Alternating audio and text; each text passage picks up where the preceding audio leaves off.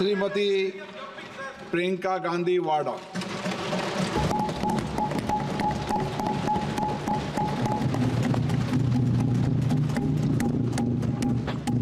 नमस्कार।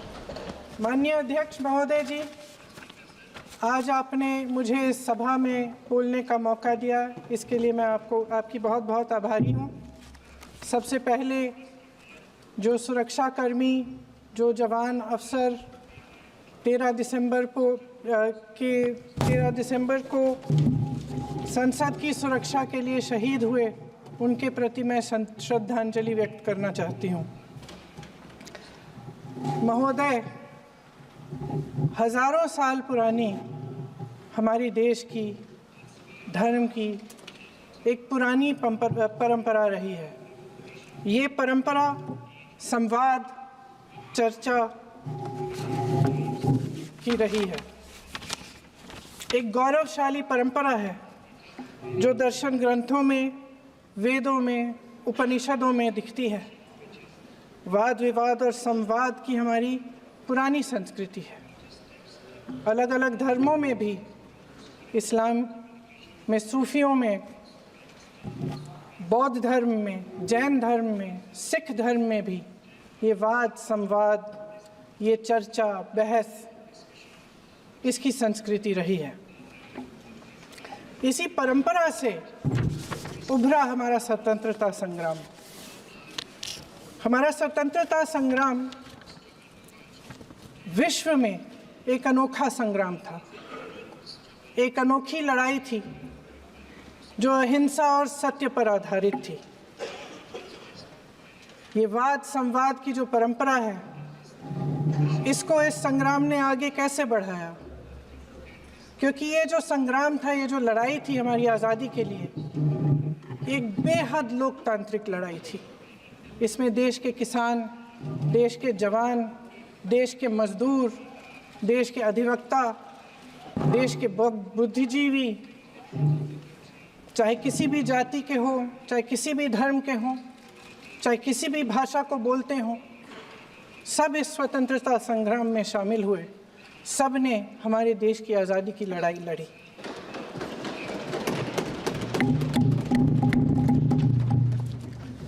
और उसी आज़ादी की लड़ाई से एक आवाज़ उभरी जो हमारी देश की आवाज़ थी। वो आवाज़ ही आज हमारा संविधान है। साहस की आवाज़ थी, हमारी आज़ादी की आवाज़ थी, और उसी की गूंज ने हमारे संविधान को लिखा और बनाया। ये सिर्फ एक दस्तावेज नहीं है। बाबा साहेब अम्बेडकर, मौलाना आज़ाद जी, राजगोपालाचारी जी और जवाहरलाल नेहरू जी और उस समय के तमाम नेता, जैसे आपने कहा, इस संविधान को बनाने की जो कार्य में सालों के लिए जुटे रहे। हमारा संविधान इंसाफ, उम्मीद, अभिव्यक्ति और आकांक्षा की वो ज्योत है जो हर हिंदुस्तानी के दिल में जलती है। अध्यक्ष महोदय, इस ज्योत ने हर एक भारतीय को ये पहचानने की शक्ति दी कि उसे न्याय मिलने का अधिकार है, कि उसमें अपने अधिकारों के लिए आवाज़ उठाने की क्षमता है, कि जब वो आवाज़ उठाएगा तो सत्ता को उसके सामने झुकना पड़ेगा। इस संविधान ने हर एक देशवासी को ये अधिकार दिया कि वो सरकार बना भी सकता है और सरकार बदल भी सकता है।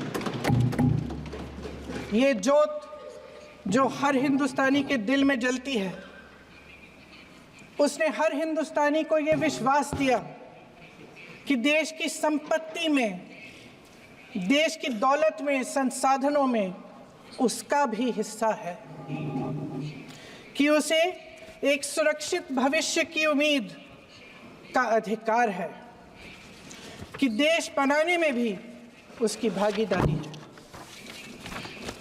उम्मीद और आशा की ये जोत मैंने देश के कोने कोने में खुद देखी है। उन्नाव में मैं एक रेप पीड़िता के घर गई, उसे जलाकर मार डाला था। वो शायद 20-21 साल की होगी। हम सब के बच्चे हैं। हम सोच सकते हैं कि अगर हमारी बेटी के साथ बार बार बलात्कार हुआ और फिर जब वो अपनी लड़ाई लड़ने के लिए गई तो उसको जलाकर मार डाला गया होता तो हम पर क्या बीतती। मैं उस बच्ची के पिता से मिली। उसके खेत जलाए गए थे, उसके भाइयों को पीटा गया था, उसके पिता को बाहर से घर के बाहर घसीट कर मारा गया था। उस पिता ने मुझे बताया कि बेटी, मुझे न्याय चाहिए। मेरी बेटी अपने एफआईआर को दर्ज करने के लिए जब ज़िले में गई तो उसको मना किया गया। अगले ज़िले में जाना पड़ा उसे। वो रोज़ सुबह 6 बजे उठकर तैयार होकर अकेली अपने मुकदमे को लड़ने के लिए अगले ज़िले में ट्रेन से जाती थी। उसके पिता ने मुझे कहा कि मैंने उससे कहा, बेटी अकेले मत जाओ, छोड़ दो ये लड़ाई। लेकिन उसकी बेटी ने उसको जवाब दिया कि नहीं पिताजी, मैं अकेली जाऊंगी, मैं लड़ूंगी, ये मेरी लड़ाई है, मैं इसको लड़ूंगी। ये लड़ने की क्षमता, ये हिम्मत उस लड़की को और करोड़ों भारत की नारियों को हमारे संविधान ने दी। आगरा में मैं अरुण वाल्मीकि के घर गई। अरुण वाल्मीकि पुलिस स्टेशन में काम करता था, सफाई का काम करता था। आप सोच सकते हैं हमारी तरह उसका भी परिवार था। नई नई शादी हुई थी, 2-3 महीनों का बच्चा था। पुलिस स्टेशन में चोरी हो गई। चोरी का इल्ज़ाम उस पर लगाया गया। उसके पूरे परिवार को उठाकर पुलिस स्टेशन में ले गए। आप हंस रहे हैं, लेकिन ये गंभीर बात है। और क्या गंभीर बात। शर्म करो, शर्म। अरुण वाल्मीकि को पीट पीट के मार डाला, उसकी बीवी को पीटा, उसके पिता के नाखून निकाले, उसके पूरे परिवार को पीटा गया। जब मैं उस जवान महिला से मिलने गई जो अभी अभी विधवा हुई थी, तो उसने मुझे कहा कि दीदी, हमें सिर्फ एक चीज़ चाहिए, हमें न्याय चाहिए और हम इस न्याय के लिए लड़ते रहेंगे, चाहे कुछ भी हो जाए। ये हिम्मत उस महिला को हमारे संविधान ने दी।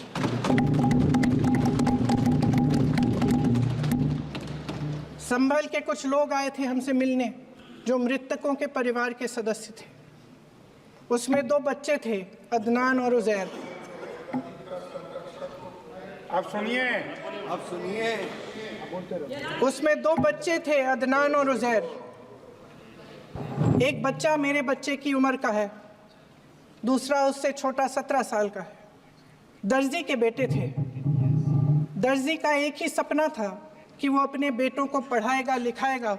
एक बेटा डॉक्टर बनेगा, एक बेटा भी सफल होगा दूसरा बेटा भी अपने जीवन में सफल होगा। उनके पिताजी हर रोज़ उनको स्कूल छोड़ते थे। उस दिन भी स्कूल छोड़ने के बाद अपनी दुकान में चले गए। उन्हें पता नहीं था कि विवाद हो रहा है। उन्होंने भीड़ देखी, घर आने की कोशिश की तो पुलिस ने गोली से मार डाला। वो 17 साल का बच्चा अदनान मुझसे कहता है, वो 17 साल का बच्चा अदनान मुझसे कहता है कि मैं बड़ा होकर डॉक्टर बन के दिखाऊंगा, मैं अपने पिता का सपना साकार करूंगा। ये सपना, ये आशा उसके दिल में हमारे संविधान ने डाली। अध्यक्ष महोदय, हमारे देश के करोड़ों देशवासियों के संघर्ष में, अपने अधिकारों की पहचान में, इनकी कठिन से कठिन परिस्थितियों से लड़ने की अपार हिम्मत में और देश से न्याय की अपेक्षा में हमारे संविधान की ज्योत जल रही है। मैंने हमारे संविधान की ज्योत को जलते हुए देखा है और इसके साथ साथ ये भी समझा है कि हमारा संविधान एक सुरक्षा कवच है। एक ऐसा सुरक्षा कवच है जो देशवासियों को सुरक्षित रखता है, न्याय का कवच है, एकता का कवच है और अभिव्यक्ति की आज़ादी का कवच है। दुख की बात यह है कि मेरे सत्ता पक्ष के साथी जो बहुत बड़ी बड़ी बातें करते हैं, इन्होंने इन 10 सालों में ये सुरक्षा कवच, सत्ता पक्ष के मेरे साथियों ने ये सुरक्षा कवच तोड़ने का पूरा प्रयास किया है। संविधान में सामाजिक, आर्थिक और राजनीतिक न्याय का वादा है। ये वादा एक सुरक्षा कवच है जिसको तोड़ने का काम शुरू हो चुका है। लैटरल एंट्री और निजीकरण के जरिए ये सरकार आरक्षण को कमजोर करने का काम कर रही है। अगर लोकसभा में ये नतीजे नहीं आए होते तो ये संविधान बदलने का काम भी शुरू कर लेते। सच्चाई ये है अध्यक्ष महोदय कि आज संविधान बार बार इसलिए कह रहे हैं क्योंकि इस चुनाव में इनको पता चल गया कि इस देश की जनता ही इस संविधान को सुरक्षित रखेगी, कि इस चुनाव में हारते हारते जीतने से इन्हें एहसास हुआ कि ये संविधान बदलने की बात इस देश में नहीं चलेगी। आज जनता की मांग है कि जाति जनगणना हो। सत्ता पक्ष के मेरे साथी ने इसका जिक्र किया। ये जिक्र भी आज इसलिए हो रहा है क्योंकि चुनाव में ये नतीजे आए। ये जाति जनगणना इसलिए जरूरी है ताकि हमें पता चले कि किसकी क्या स्थिति है और नीतियां उस हिसाब से बने। इनकी गंभीरता का प्रमाण ये है कि जब चुनाव में पूरे विपक्ष ने जोरदार आवाज उठाई कि ये जाति जनगणना होनी चाहिए, तो इनका जवाब देखिए। इनका जवाब भैंस भाग भैंस चुरा लेंगे, मंगलसूत्र चुरा लेंगे, इनका ये जवाब था। ये गंभीरता है इनकी जाति जनगणना पर। महोदय, हमारे संविधान ने आर्थिक न्याय की नींव डाली, किसानों, गरीबों और को जमीन बांटी, भूमि सुधार किया, जिसका नाम लेने से कभी कभी आप झिझकते हैं और कभी कभी उनका नाम धड़ाधड़ इस्तेमाल किया जाता है अपने आप को बचाने के लिए। उन्होंने HAL, BHEL, SAIL, GAIL, ONGC, NTPC, railways, IIT, IIM, oil refinery, तमाम PSU बनाए। अध्यक्ष महोदय, उनका नाम पुस्तकों से मिटाया जा सकता है, उनका नाम भाषणों से मिटाया जा सकता है, लेकिन जो उनकी भूमिका रही इस देश की आज़ादी के लिए और इस देश के निर्माण के लिए, वो इस देश से कभी मिटाया नहीं जा सकता। 75 सालों में जनता का भरोसा रहा कि नीतियाँ बनेंगी तो जनता की भलाई के लिए बनेंगी। जल जंगल ज़मीन का अधिकार मिला आदिवासी भाई बहनों को। इंदिरा जी ने बैंकों का राष्ट्रीयकरण करवाया, खदानों का राष्ट्रीयकरण कराया। कांग्रेस और यूपीए की सरकारों में शिक्षा का, भोजन का अधिकार मिला। 75 सालों में जनता का भरोसा मिला। पहले संसद चलती थी तो जनता की उम्मीद होती थी कि सरकार महंगाई और बेरोजगारी पर चर्चा करेगी, कोई उपाय निकालेगी, कोई रास्ता निकालेगी। लोग मानते थे कि अगर कोई नई आर्थिक नीति बनेगी तो देश की अर्थव्यवस्था को मजबूत बनाने के लिए बनेगी, तो भारतीय बाजार को मजबूत बनाने के लिए बनेगी, उनके भविष्य को मजबूत बनाने के लिए बनेगी। किसान और आदिवासी भाई बहन भरोसा करते थे कि यदि ज़मीन के कानून में संशोधन होगा तो उन्हीं की भलाई के लिए होगा। आप नारी शक्ति की बात करते हैं। आज चुनाव की वजह से शायद इतनी बातचीत हो रही है नारी शक्ति के बारे में, क्योंकि हमारे संविधान ने महिलाओं को ये अधिकार दिया, उनकी शक्ति को परिवर्तित किया वोट में। और आज आपको पहचानना पड़ रहा है कि महिलाओं के बिना, कि नारी शक्ति के बिना ये सरकारें नहीं बन सकती हैं। इसीलिए आज आप नारी शक्ति की बातें दोहरा रहे हैं। जो आप नारी शक्ति का अधिनियम लाए हैं उसको लागू क्यों नहीं करते? वो 10 साल बाद लागू क्यों होगा? क्या आज की नारी 10 साल इंतजार करेगी उसके लागू करने के लिए? क्या बात है, क्या बात है।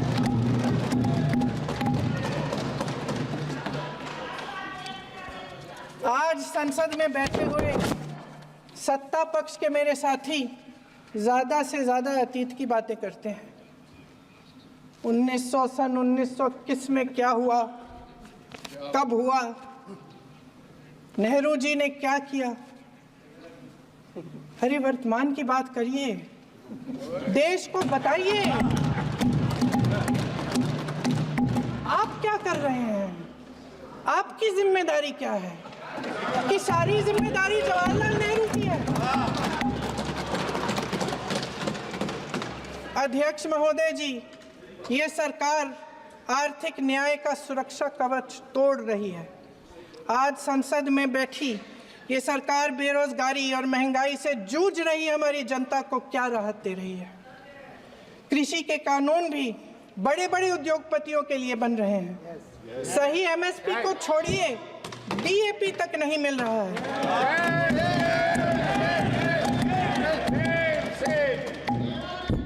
वायनाड से लेकर ललितपुर तक इस देश का किसान रो रहा है। आपदा आती है तो उसको कोई राहत नहीं मिलती। भगवान भरोसे है आज इस देश का किसान, उसको छोड़ दिया गया है। आज हिमाचल में देखिए, जितने भी कानून बने हैं वो सब बड़े बड़े उद्योगपतियों के लिए बन रहे हैं। हिमाचल में जो सेब उगता था उसके जो छोटे छोटे किसान हैं वह रो रहे हैं, क्योंकि एक व्यक्ति के लिए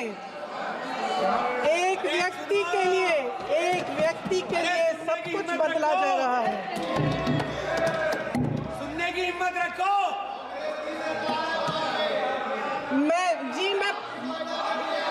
अध्यक्ष महोदय जी, अध्यक्ष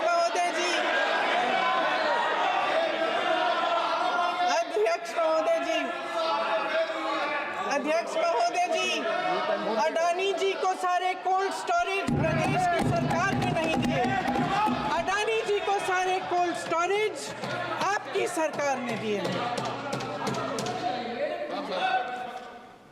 देश देख रहा है कि एक व्यक्ति को बचाने के लिए 142 करोड़ देश की जनता को नकारा जा रहा है। सारे बिजनेस, सारे संसाधन, सारी दौलत, सारे मौके एक ही व्यक्ति को सौंपे जा रहे हैं। सारे बंदरगाह, एयरपोर्ट्स, सड़कें, रेलवे का काम, कारखाने, खदानें, सरकारी कंपनियां सिर्फ एक व्यक्ति को दी जा रही है। जनता के मन में हमेशा ये विश्वास होता था कि अगर कुछ नहीं है तो संविधान हमारी सुरक्षा करेगा, मगर आज आम लोगों के बीच ये धारणा बनती चली जा रही है कि सरकार सिर्फ अडानी जी के मुनाफे के लिए चल रही है। देश में बहुत तेजी से गैर बराबरी बढ़ रही है। जो गरीब है वो और गरीब हो रहा है, जो अमीर है वो और अमीर हो रहा है। इस सरकार ने आर्थिक न्याय की भी सुरक्षा कवच तोड़ दिया है। राजनीतिक न्याय की जब बात होती है, मेरे सत्ता पक्ष के साथी आज खड़े हुए और तमाम गिनती करने लग गए कि ऐसा हुआ वैसा हुआ, 1975 में जो हुआ, तो सीख लीजिए ना आप भी। सीख लीजिए, आप भी अपनी गलतियों के लिए माफी मांग लीजिए, आप भी बैलेट पे चुनाव कर लीजिए, आप भी बैलेट पे चुनाव कर लीजिए, दूध का दूध पानी का पानी हो जाएगा। आप राजनीतिक न्याय की बात करते हैं, सरकारों को पैसों के बल पर गिरा देते हैं।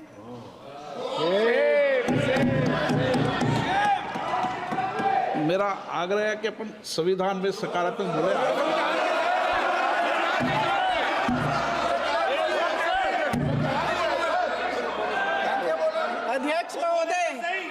अध्यक्ष महोदय, सत्ता पक्ष के हमारे साथी ने एक उदाहरण दिया उत्तर प्रदेश की सरकार का, तो मैं भी एक उदाहरण दे देती हूँ महाराष्ट्र की सरकार का, मैं भी एक उदाहरण दे देती हूँ हिमाचल की सरकार को तोड़ने की कोशिश किसने की, पैसों के बल पे की, गोवा की सरकार, तमाम उदाहरण है। राजस्थान की क्या ये सरकारें जनता ने नहीं चुनी थी? क्या संविधान इन पर लागू नहीं था? पूरी देश की जनता जानती है कि इनका हंसती है, जानती है कि इनके यहाँ तो वॉशिंग मशीन है।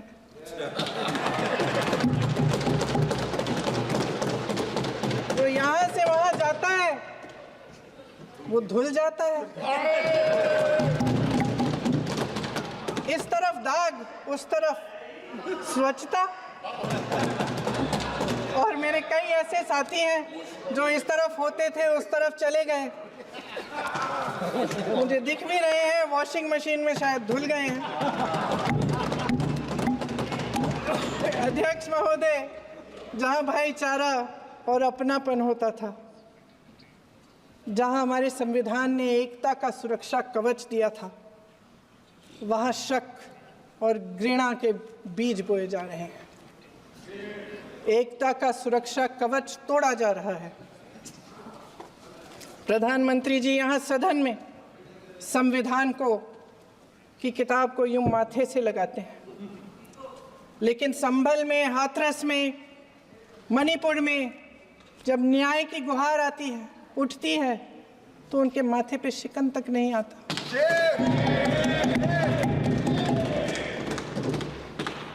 शायद समझ नहीं पाए हैं कि भारत का संविधान संघ का विधान नहीं है।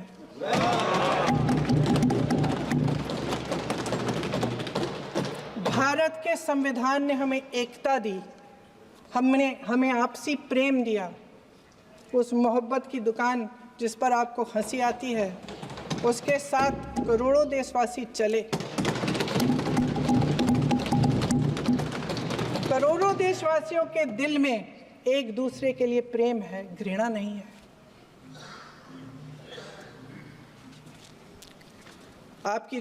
इनकी जो विभाजनकारी नीतियां हैं, उसका नतीजा हम रोज देखते हैं।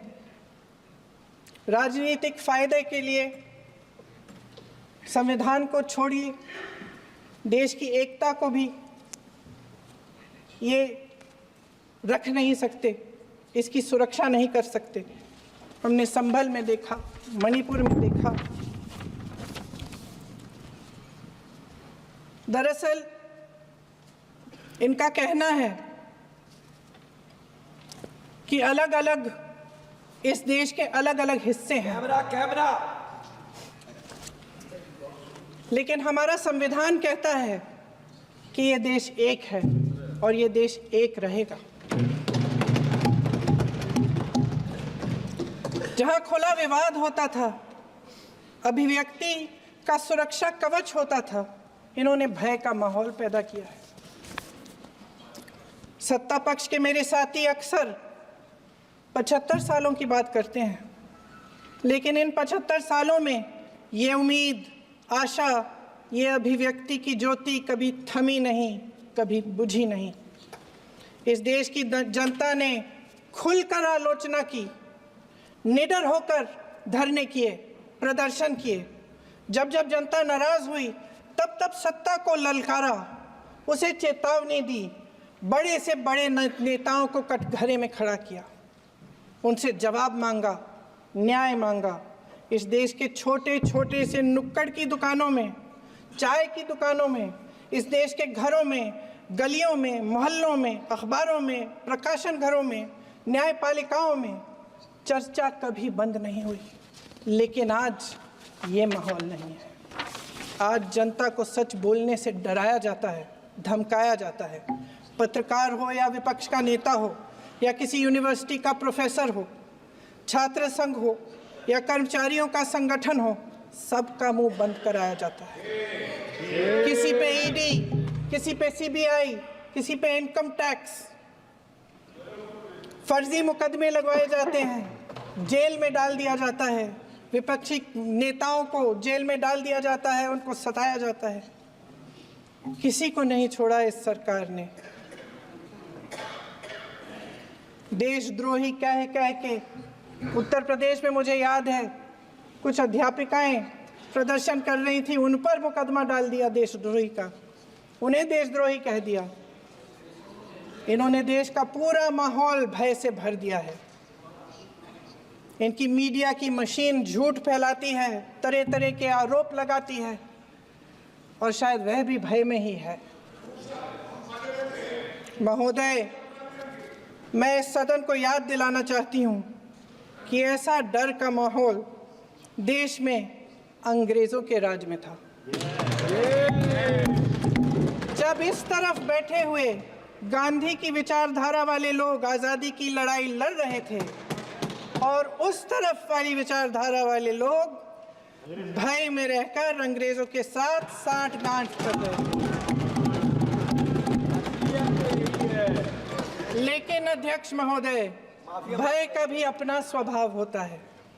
भय फैलाने वाले हमेशा भय का खुद शिकार बन जाते हैं। ये प्रकृति का नियम है।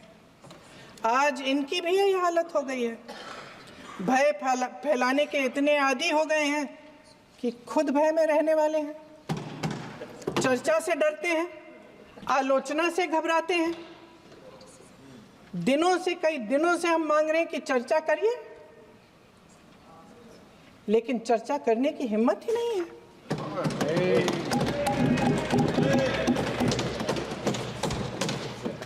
एक कहानी होती थी अध्यक्ष महोदय, शायद बचपन में आपने भी सुनी होगी। राजा भेष बदलकर बाजार में आलोचना सुनने जाता था। ये सुनने जाता था कि प्रजा मेरे बारे में क्या कह रही है, मैं सही रास्ते पे चल रहा हूँ कि नहीं। लेकिन आज का राजा, भेष तो बदलते हैं आज के राजा, शौक तो है उनको भेष बदलने का, लेकिन न जनता के बीच जाने की हिम्मत है और न आलोचना सुनने की। महोदय, मैं तो सदन में नहीं हूँ।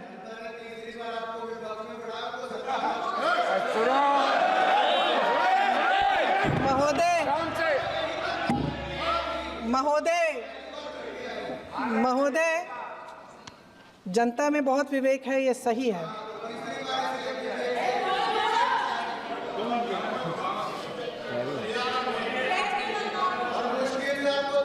अच्छा महोदय, मैं सदन में नहीं हूँ,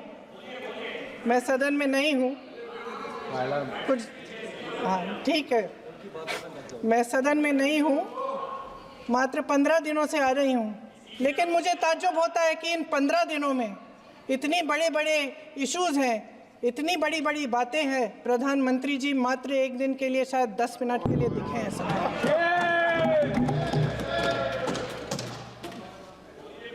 बात यह है अध्यक्ष महोदय जी कि ये देश भय से नहीं, साहस और संघर्ष से बना है। इसको बनाने वाले देश के किसान, जवान, देश के करोड़ों मजदूर और गरीब जनता है। संविधान इनको साहस देता है। मेहनती मिडिल क्लास है। और इस देश के जो करोड़ों देशवासी हैं, जो रोजाना भयंकर परिस्थितियों का सामना करते हैं, उनको साहस देता है। वायनाड में जो आपदा आई, उसमें एक छोटा लड़का था 17 साल का। 6 घंटों के लिए उसने अपनी माँ को बचाने की कोशिश की।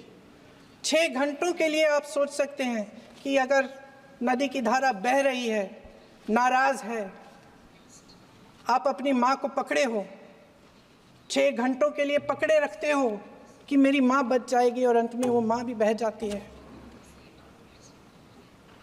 उस लड़के का साहस, उन महिलाओं का साहस जो पीड़ित हैं लेकिन फिर भी अपनी लड़ाई लड़ रहे हैं, उन संभल के बच्चों का साहस जिनके पिताजी अभी अभी गुजर गए लेकिन फिर भी उनके सपनों को साकार करने की हिम्मत है, उनका साहस है, वो साहस इस संविधान ने दिया है।